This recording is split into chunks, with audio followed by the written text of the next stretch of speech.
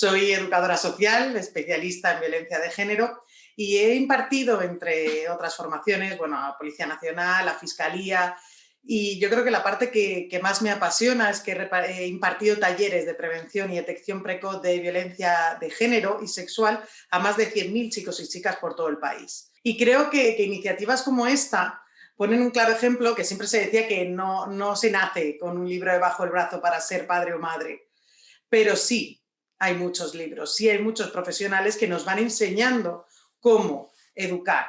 Y cuando eres madre y padre de un bebé, haces 10.000 cursos para cómo introducir los alimentos a tu hijo o hija. Pero sin embargo, cuando van creciendo, no haces ni un curso para introducir cómo los introducimos en la sociedad. ¿Qué consecuencias va a tener esto que no vemos? Escucho demasiadas veces, bueno, la igualdad ya está conseguida, ya está. Eso es una utopía.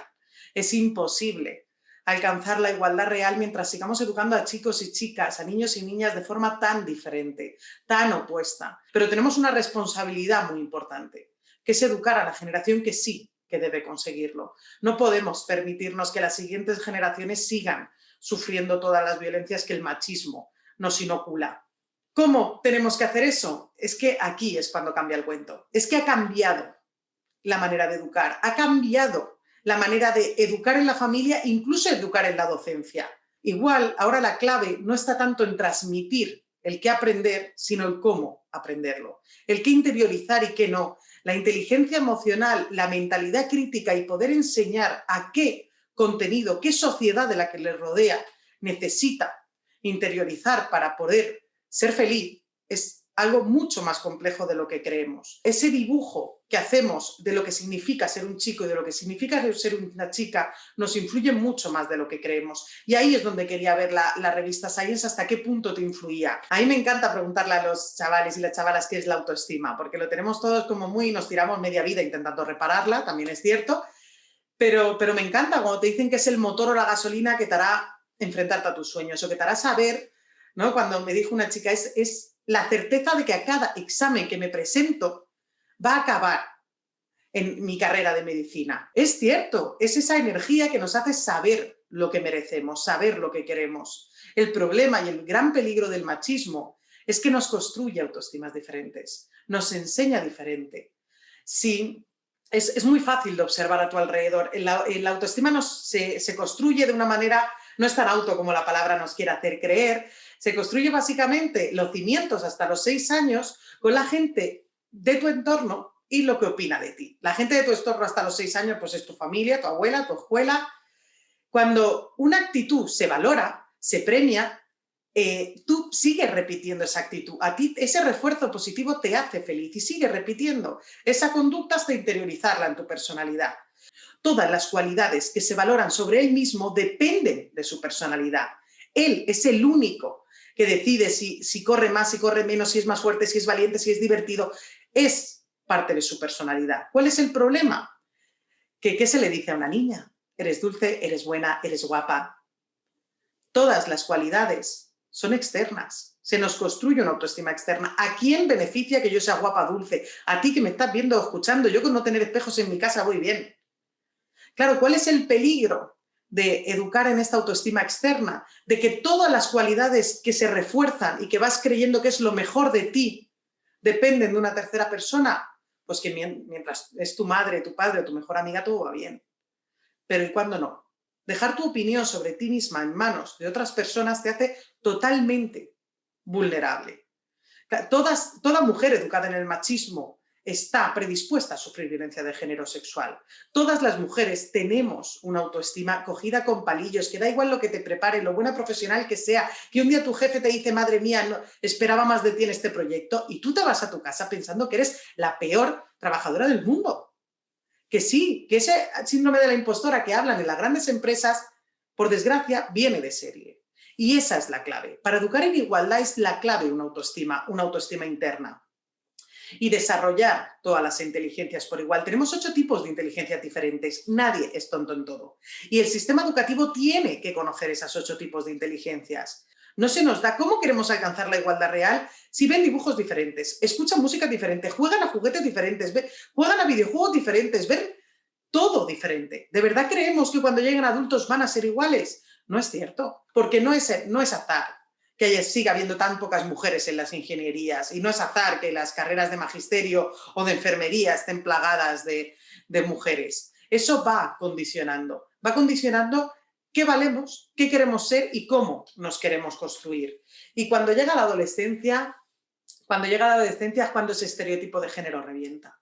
Y veo que es una presión para la adolescencia que es insostenible, porque que te pidan ser fuerte, ser valiente y ser siempre un Hulk, o que a ella le pidan ser guapa, ser buena y ser dulce, ¿sabes qué pasa? Que el estereotipo nos impide desarrollar nuestra propia personalidad.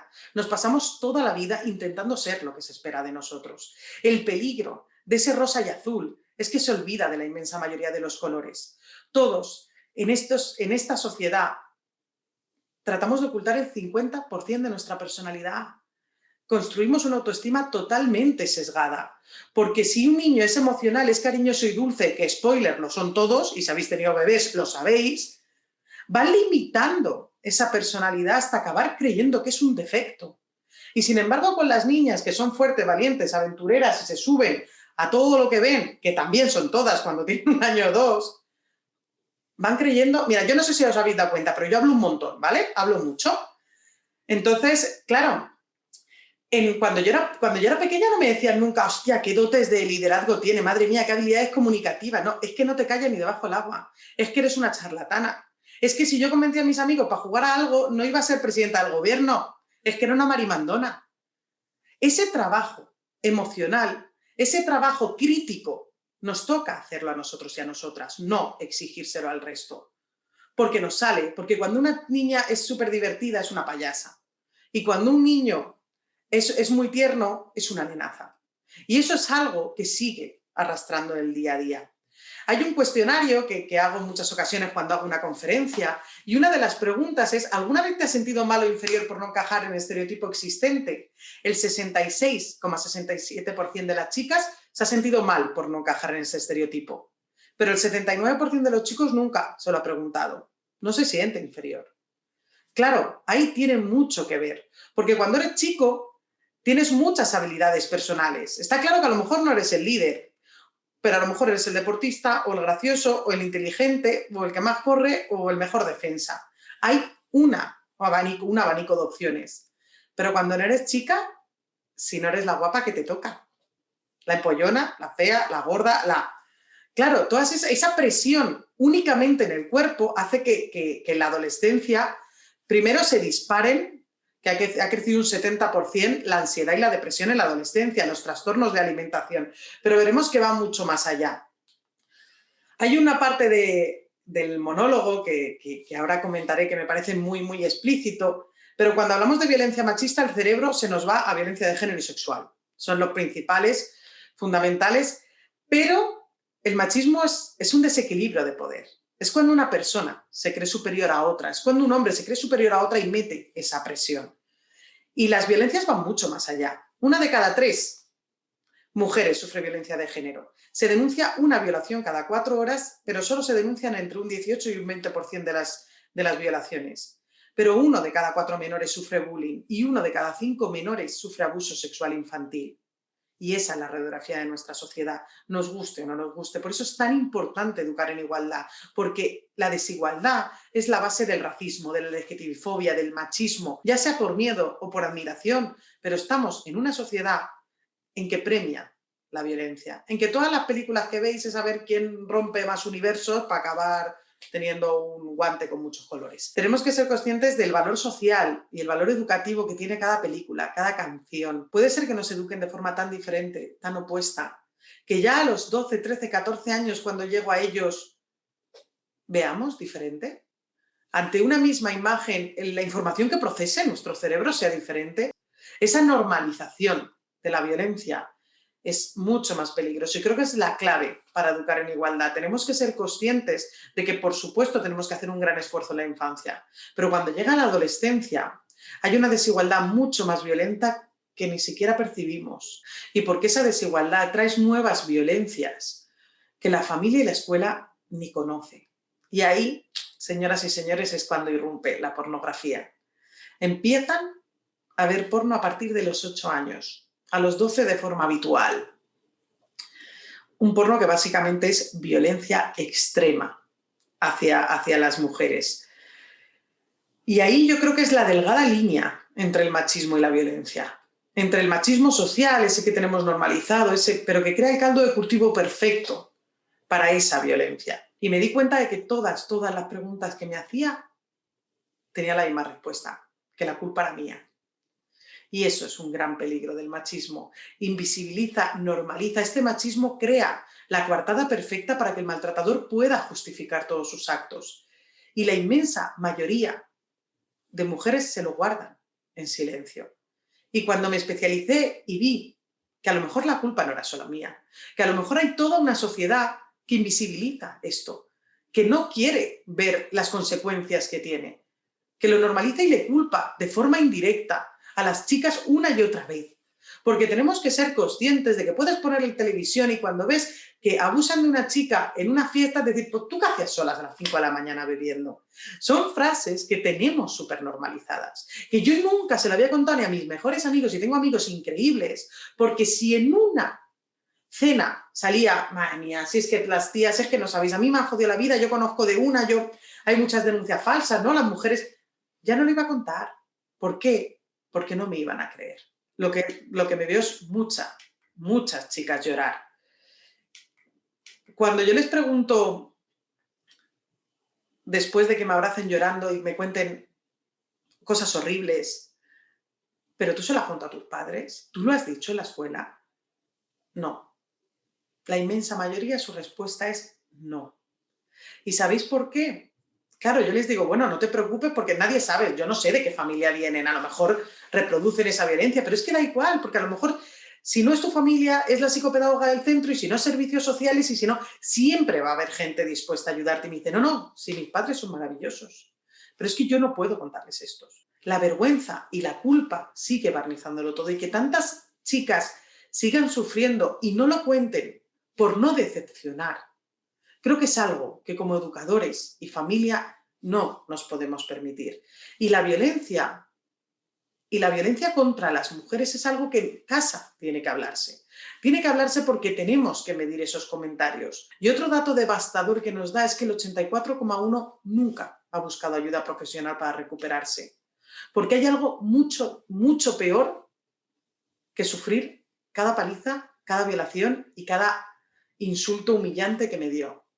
Hay algo peor que vivir la violencia, es sobrevivir a ella, es superarla creyéndote la tía más tonta, más horrible, sin autoestima, sin dignidad, queriéndote todo el tiempo morir, porque no entiendes cómo ha pasado, porque tú has hecho lo que salía en cada película y canción, lo has dado todo por amor, porque seguimos enseñando el amor así, el amor todo lo puede, quien bien te quiere, ¿no? Quien bien te quiere para llorar, el amor vale la pena.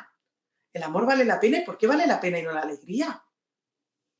¿Por qué enseñamos el amor en base única y exclusivamente al sufrimiento? Los que se pelean se desean, los polos opuestos se atraen. No es cierto. Tenemos que reinventar la manera en la que proyectamos y enseñamos el amor. Porque quien bien te quiere te hace reír, y el amor solo trae alegría, y si no, pues es que no es amor, te estás equivocando. Pero eso no es lo que enseñamos. Darme cuenta de que lo único que hice mal fue enamorarme a los 15 años como hace todo el mundo, y que no dependía de mí enamorarme de una mala persona. Pero sin embargo, la culpa y la vergüenza lo siguen barnizando todo. La adolescencia a veces miras a tu alrededor y dices, madre mía, qué música escucháis, cómo estáis, esto va picado. Es una generación con habilidades impresionantes a nivel comunicativo, a mí me fascinan. Tienen una capacidad impresionante. Le llaman la generación de cristal, de verdad. No tienen ni idea del esfuerzo que están haciendo por desarrollar una inteligencia emocional y estar mentalmente sanos en esta sociedad en la que vivimos. Tienen mucho que enseñarnos. Creo que bajar de ese pedestal y en vez de decir, tú para qué escuchas reggaetón, que sí, que te sangran los oídos, y a mí también, pero a lo mejor puedes bailar reggaetón con él. O puedes utilizar en las aulas muchísimas de las herramientas que no pueden ser aulas que no estén totalmente dentro de su mundo digital. Cuando a mí me llama a una conferencia y dice, venga, es una conferencia sobre la violencia digital. Que no, que para esta nueva generación la violencia digital y la real es totalmente híbrida, que está unida y que la violencia digital es una violencia real.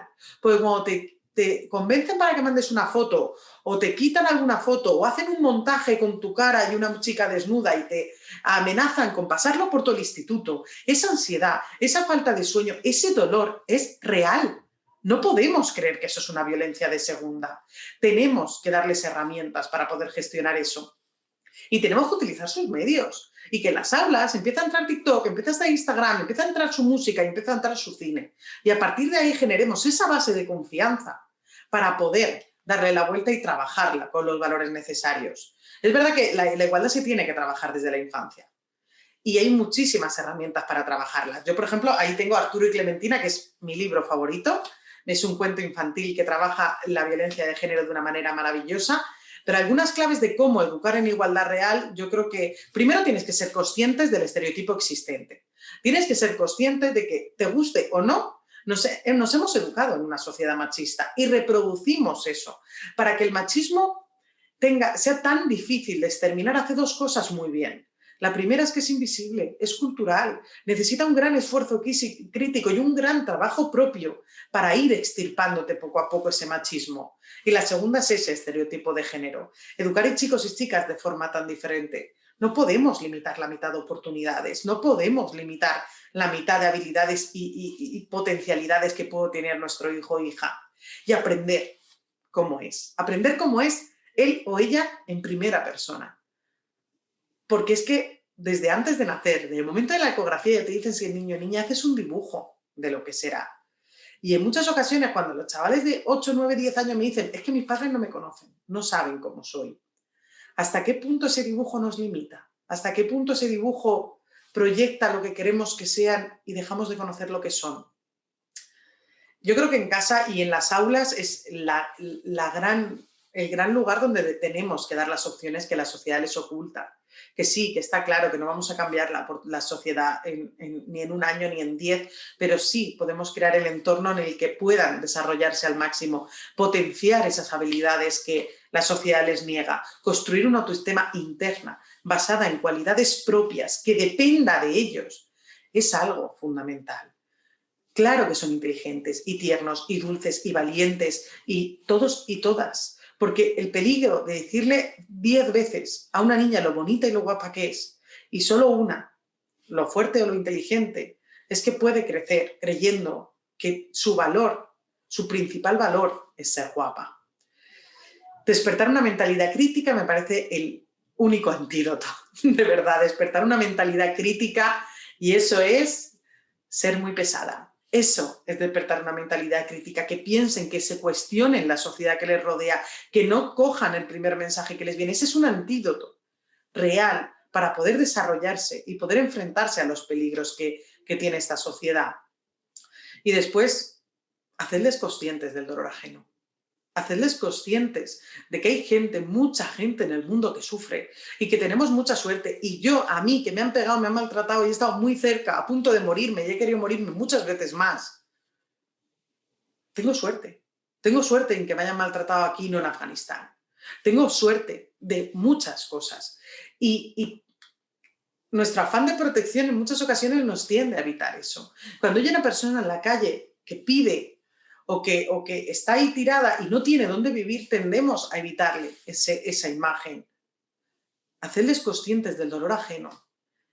Saber que hay gente que sufre y que a lo mejor no depende de ellos arreglar el mundo, pero sí depende de ellos mirar a los ojos a esa persona para que por un segundo se deje de sentir invisible. Sí depende de ellos y de ellas muchas cosas para hacer un poco mejor la sociedad que te rodea y a las personas que te encuentran que necesitan ayuda.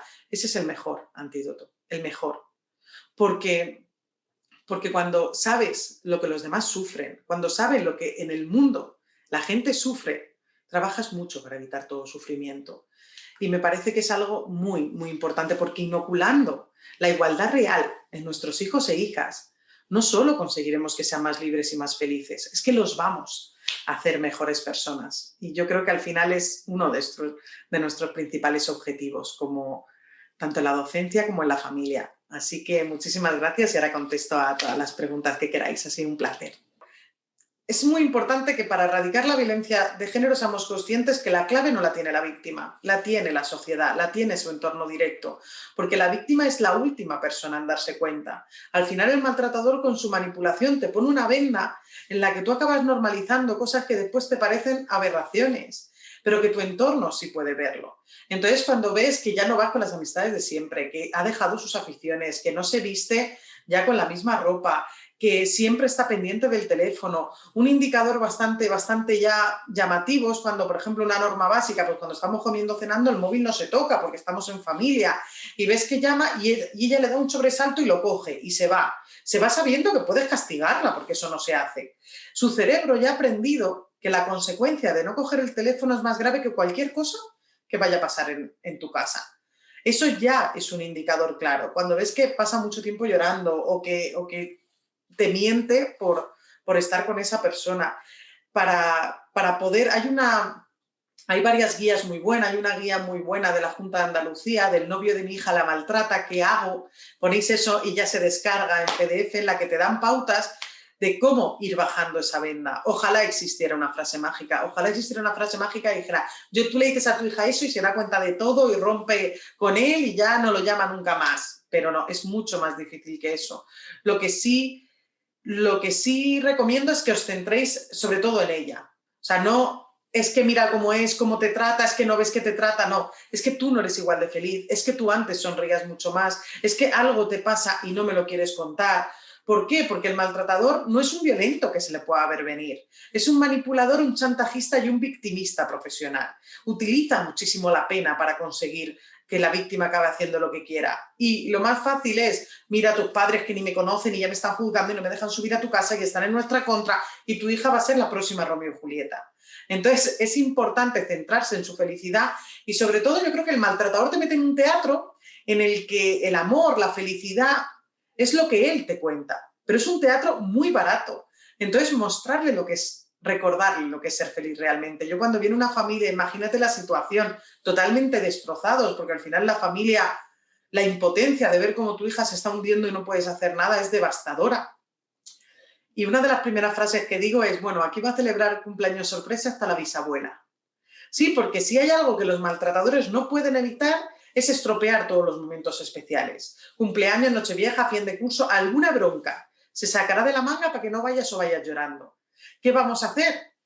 Con provocar muchos buenos momentos controlados. Sí, y vas a invitarla a cenar y vas a hacer la cena que quiere, vas a ser súper agradable. ¿Por qué? Porque lo va a tener que liar. Y cuando lo líe, tu hija no va a poder proyectar es que todo rompe mi felicidad con él. Es yo soy feliz y cada vez que él aparece se estropea. Y eso es un camino para acelerar muchísimo el proceso. Pero bueno, necesitaría tengo una formación de 6 horas solo para esto. Por ejemplo, en el bullying se ve muy claro ese ejercicio de poder que tiene el machismo.